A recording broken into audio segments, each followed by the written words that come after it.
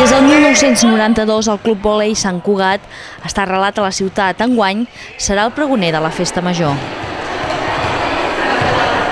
Per al club és un honor poder tenir aquesta oportunitat i estem bastant emocionats amb aquest tema.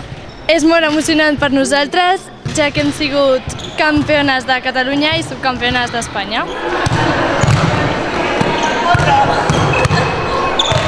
Un total de 15 equips formen el club, amb 163 jugadores.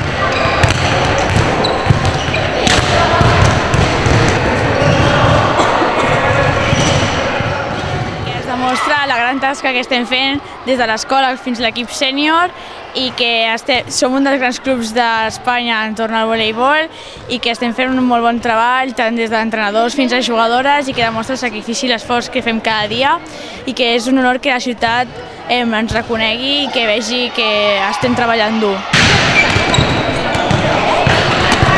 Les noies del club pujaran al balcó de l'Ajuntament per donar el tret de sortida a la Festa Major 2013, el dia 27 de juny a les 8 de la tarda.